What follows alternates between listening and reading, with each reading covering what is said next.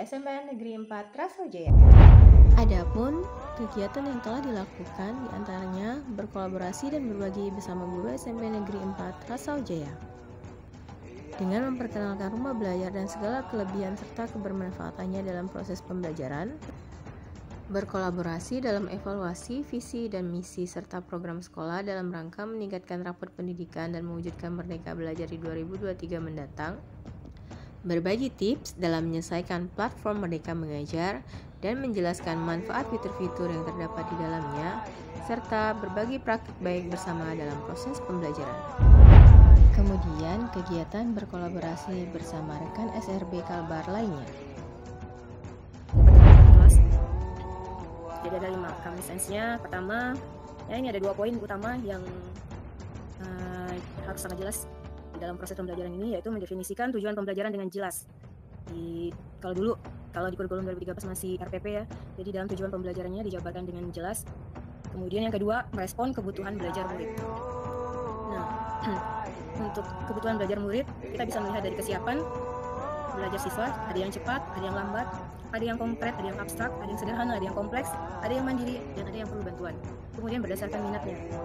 Yang ketiga ada berdasarkan profil belajarnya. Ada gaya belajarnya, kecerdasan, dan latar belakang, serta lainnya. Poin ketiganya, lingkungan belajar yang mengundang siswa untuk belajar. Keempat, manajemen kelas efektif. Dan kelima, penilaian berkelanjutan.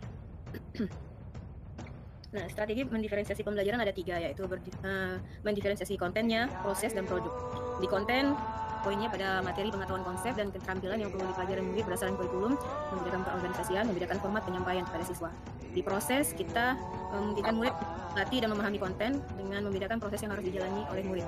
Produk, ya jadinya pada hasil apa yang belajar peserta didik ya, penerapannya.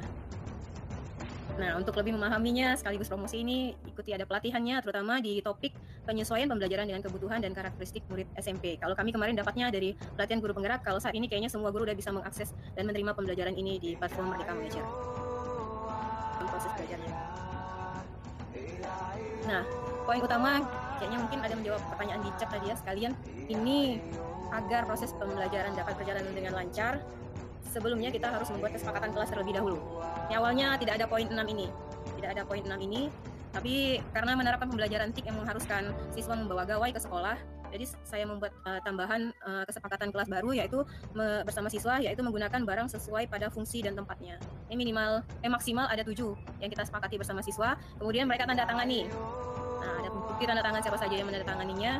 Tujuannya atau fungsinya sebagai media komunikasi untuk membalikan peran murid sebagai subjek pendidikan. Kemudian melatih tanggung jawab murid terhadap apa yang telah disepakati bersama. Kalau hanya diperintah guru, harus ini, harus itu, mungkin kayaknya anak-anak sekarang agak sulit. Jadi kalau seandainya kita terapkan ini, jadi mereka lebih bertanggung jawab pada apa yang sudah mereka sepakati bersama.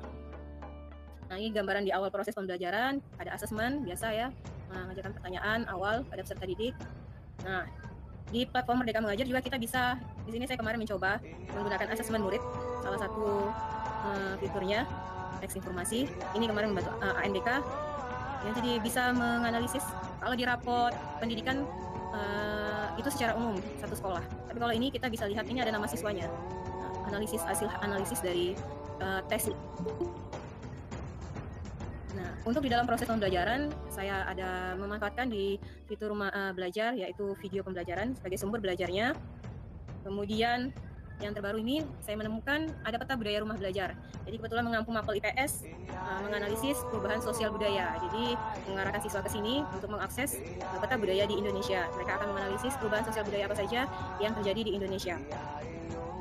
Nah, ini bahan ajarnya. Ini sekali memperkenalkan di PMM. Saya membuat komik pembelajaran, jadi setiap bahan ajar yang kita buat di sini, kita bisa meminta umpan balik, ada penilaiannya.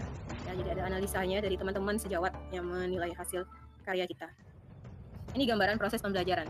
Selain digunakan sebagai brainstorming, siswa juga membuat dan mencoba game buatan siswa lain. Jadi gambarannya, pertama saya menggunakan game ini di awal pembelajaran.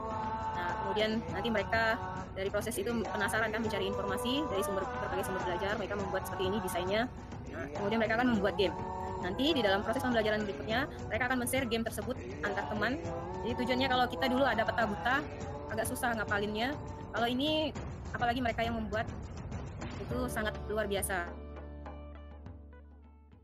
karya siswa, tidak berbatas pada game saja, karena di step pertama saya mengenalkan game, kemudian di video pembelajaran mereka udah sangat jago banget dengan berbagai macam aplikasi. Di malahan saya tanya ke mereka, aplikasi apa yang bagus? Pakai ini Bu, pakai ini Bu. Nah, jadi kayak Sekian, wassalamualaikum warahmatullahi wabarakatuh.